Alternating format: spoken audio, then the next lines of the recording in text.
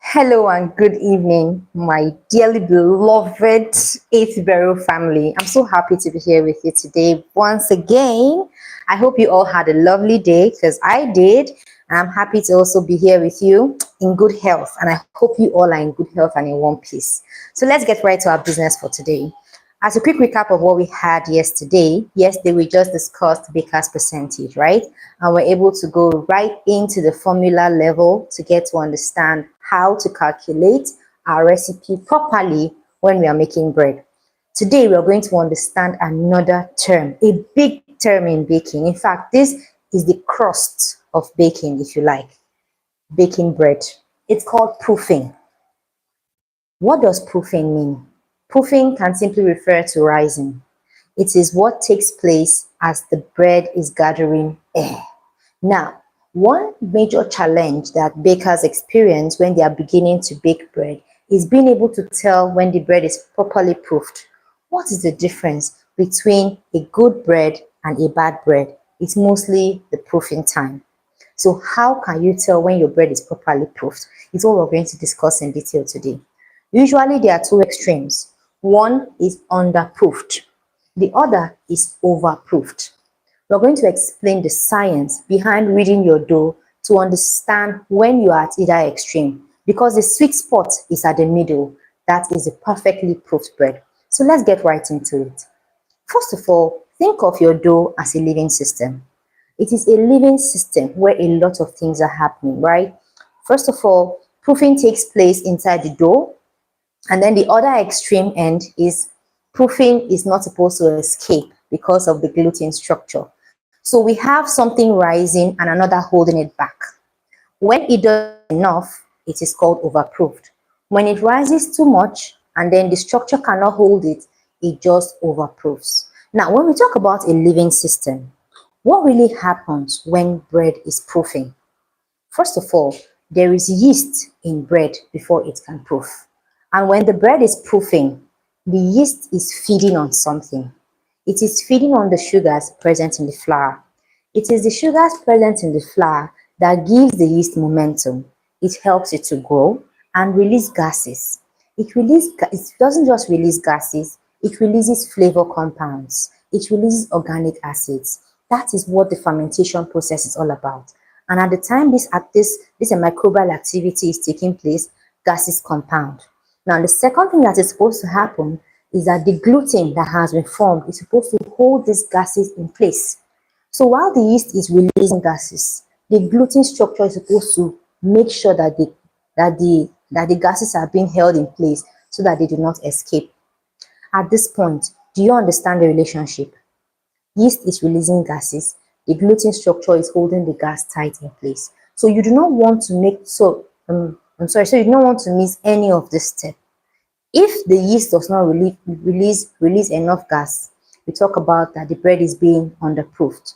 Now, when the yeast releases more gas than the bread can hold, and it goes beyond its breaking point, the bread becomes overproofed. I'm going to explain it to you now with a little diagram. So this is your bowl, right? Just about this like a bowl. And this is the bread inside. So you have molded the bread and put it inside this bowl. This is the initial size.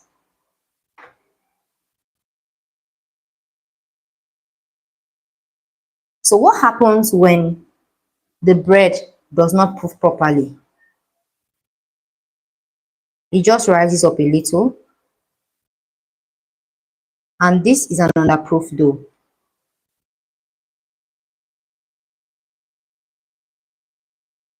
Underproofed. Now what happens when the bread rises too much, way beyond its carrying capacity? It's an overproof dough. I used to make a mistake when I started baking. I used to think that it was just about time. When the recipe says leave the bread to rest for 1 hour, 1 hour, bam, to bread has rested for 1 hour. I go ahead and bake it.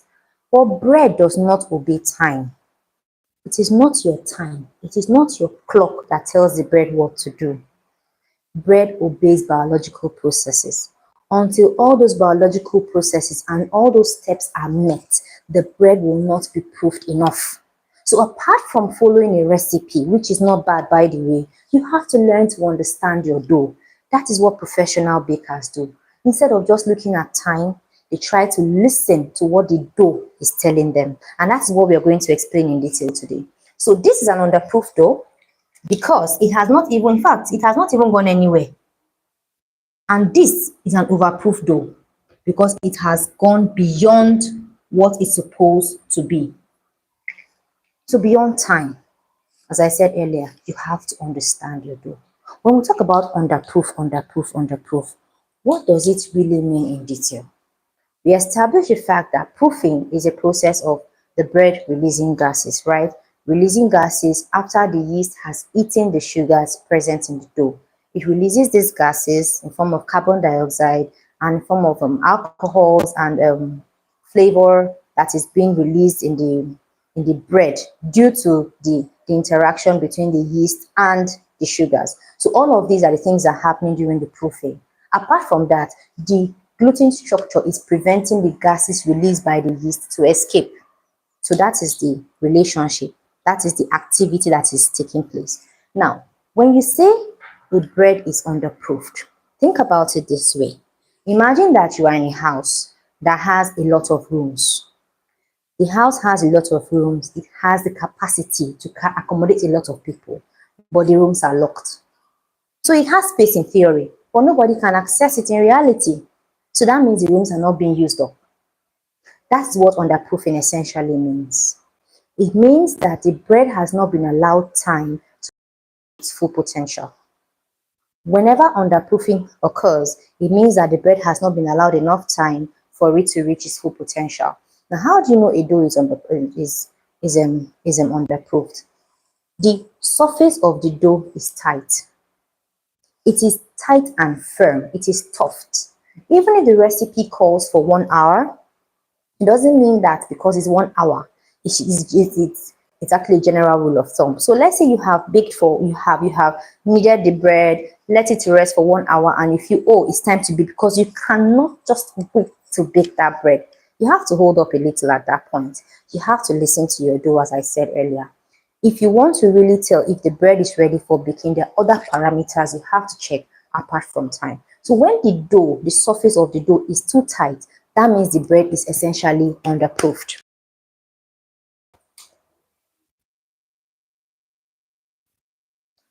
The bread will not also accumulate enough sufficient air for it to be able to get that soft texture that you want. When you finish breaking, sorry, when you finish baking an underproof bread and you break it open, it becomes elastic. It's like you are breaking plastic. It does not just break. It's like it's resisting the force of your hand as you're bending the dough. So, sorry, as you're bending the bread after baking. So that really just shows you that what you have baked is a very, very good underproofed bread. Remember, it's just like you're trying to put yourself in a situation of using something below its capacity. Now, also think about cooking beans. How many of you have ever boiled beans before? Have you ever boiled beans before? We know that beans has the potential to become soft at the end of the day. But what happens if you're cooking beans and then you stop midway?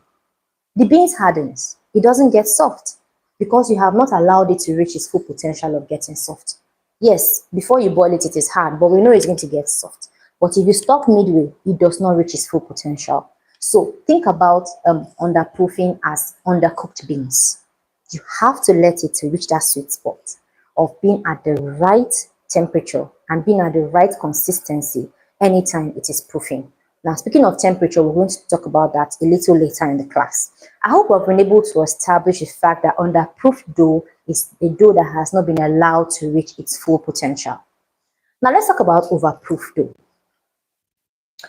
I used to think that all these breads you see, whenever they are looking big, is because you have allowed them to rise and gather A and become big and look plumpy and And then one day I said, my bread is too small. Oh. I want to leave this bread, give it time to rise, let it be rise and let it rise and let it be big and let it be, soft and fluffy. And that was where the mistake came. Because whenever it comes to bread, there is always a thin line between what the gluten structure can hold and what it cannot hold. So think about an overproof bread like a fruit. When you buy fruit from the market, there's always that tendency that the fruit is usually, firm and ready to eat, right? What happens when you leave the fruit for 2 days? It softens. And if you leave it for 2 more days, it begins to go bad. So that's what overproofing basically is. When the bread has passed that elastic limit, gluten has gone beyond what it can hold, the dough begins to weaken, especially the surface. It begins to become too loose. Now you can suffer a lot of complications as a result of overproofing. First of all, the dough might collapse in the oven because the gluten structure has carried much more air than it can hold. If you have a balloon with you, puff air into the balloon. You puff air and you puff air and it gets the right size. You will know it begins to float. Now, what happens when you keep on putting air? You blow, it will burst. That's exactly what happens to bread when you overproof it. It's just simple common sense. So if you allow the bread to continue to trap too much air than it can handle, the gluten structure will collapse. The bread will collapse in the oven first of all. The bread will even become limp and become too soft and soggy. It will not be big again. It will wrinkle like the face of someone that is about 200 years old. You won't even be able to even recognize that. In fact, God, you don't want to know. So please don't do that. Don't ever be tempted to let your bread stay longer than it's supposed to. So we have been able to establish that overproofing is another extreme, right? Underproofing is one extreme and overproofing is another extreme. Now, where do you want to be when it comes to bread making? You want to be in the middle. When we say the middle, you want to be in between overproofing and underproofing. And that is where we talk about the perfect proof. At this point, the bread has reached its sweet spot. It has gathered enough air for it to come up, and the gluten structure can hold the air that is inside the bread. That it is still having enough strength to even oven spring. In our baking class on Sunday, on Sunday evening at 7 p.m., I'm going to explain oven spring in detail. But for today, you need to understand that whenever bread is baking in the oven, when you put your bread in the oven, there's still another rise that should happen to the bread. That is what we call oven spring. Now, when you have a perfectly proofed dough, it should still have enough strength to carry more air in the oven. That is the sweet spot. If you exceed that limit, any air that enters into the bread in the oven will cause the bread to collapse. Experienced bakers, as I said earlier, and good bakers listen to their dough. It has this fluffy texture. It does not collapse as you touch it. Now, this brings us to the test. It's a scientific test that is very, very easy. It's called the poke test.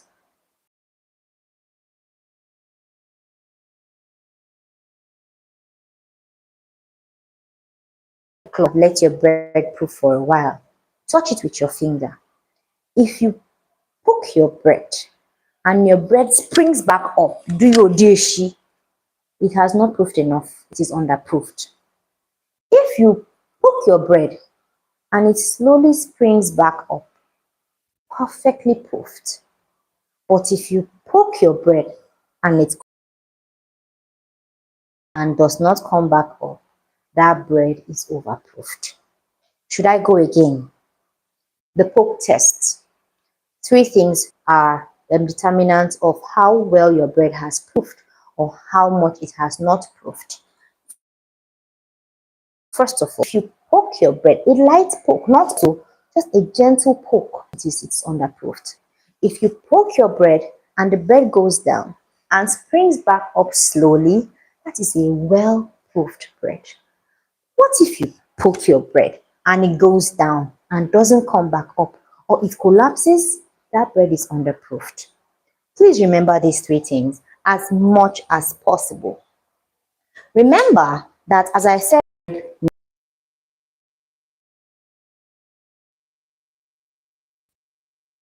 other factors are responsible to take place properly. The first one is temperature. The ambient temperature in the environment where your dough lives can determine how long or how short your bread, or how slow the bread will rise. So let's say a recipe says, let the bread rise for 1 hour. My 1 hour in Nigeria, while it might take 1 hour for my bread to rise in Nigeria, it might take up to 3 hours for your bread to rise in Russia because the weather is cold. So temperature is very, very important. You have to understand that. We established the fact that yeast is a living organism.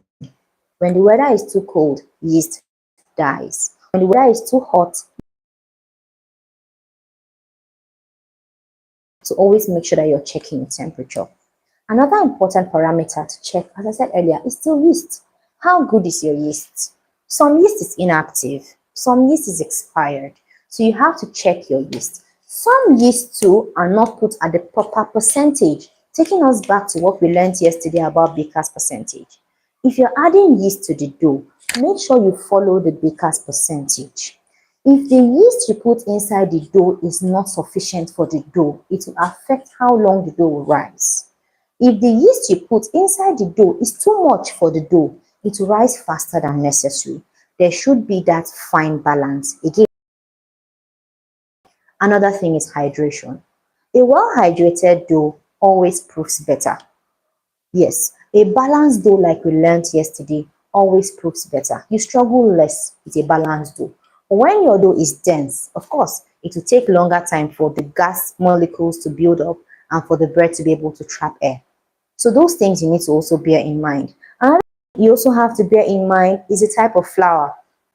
There are different types of flour, different flour strengths, and the type of flour determines how well the bread is going to proof.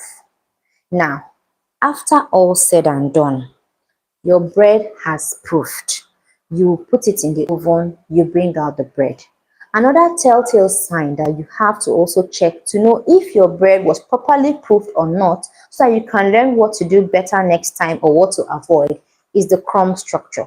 When we talk about crumb structure, this is what the crumb structure looks like. So this is a slice of bread.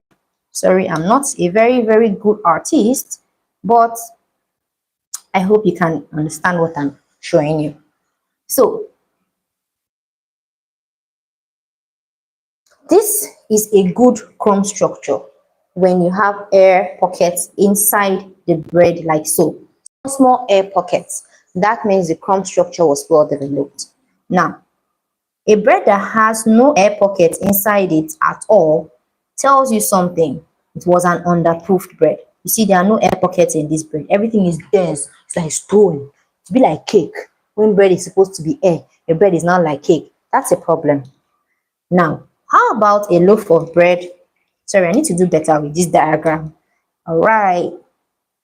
My marker is acting up.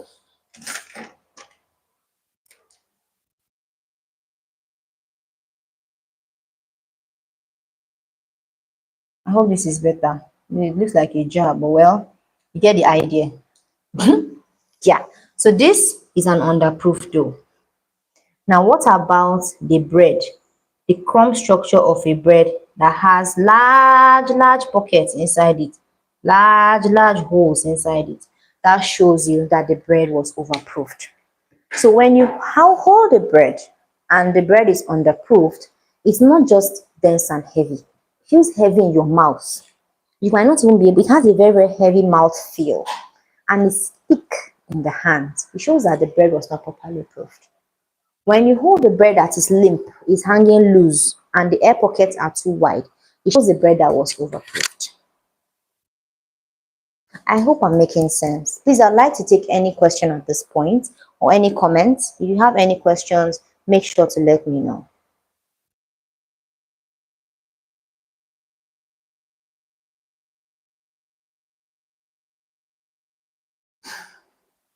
You have to always ask yourself whenever you're baking bread, not just time. How much longer does my bread need? Not what is the time. How much longer does my bread need? Not how much longer do I have to wait for the bread. How long has it stayed? What is the bread telling me? Does the bread have enough time to linger in the oven? Those are the questions you have to ask. When I talk about linger in the oven, I mean oven spring, because it will still have to rise in the oven again. So it will linger and do some rising while it is baking. That is the oven spring we're talking about, right? So if you want to always remember something, I'm going to give you three lines that you always remember. An underproofed bread is like a person who is going for an exam that he or she did not prepare well for. So it's a bread that was not well prepared. It just is washed. An overproofed bread is like a sack that is carrying load that is too much for it. When you put too much load inside a sack that is beyond its carrying capacity and it bursts open, that is an overproofed bread.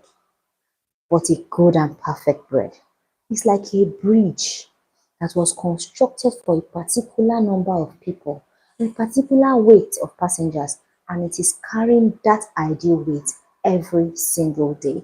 It will not collapse and it will not give way because the structure of the bread is equal to the weight of people it is carrying. Sorry, the structure of the bridge is equal to the weight of people it is carrying. There is an ideal circumstance, a very fine line, and you don't want to ever miss that thin spot anytime you're baking bread. Today, what have we learned? We have been able to learn all about proofing. We have been able to define proofing. We have defined underproofing, overproofing, and perfect proofing. One important parameter when it comes to proofing is hydration.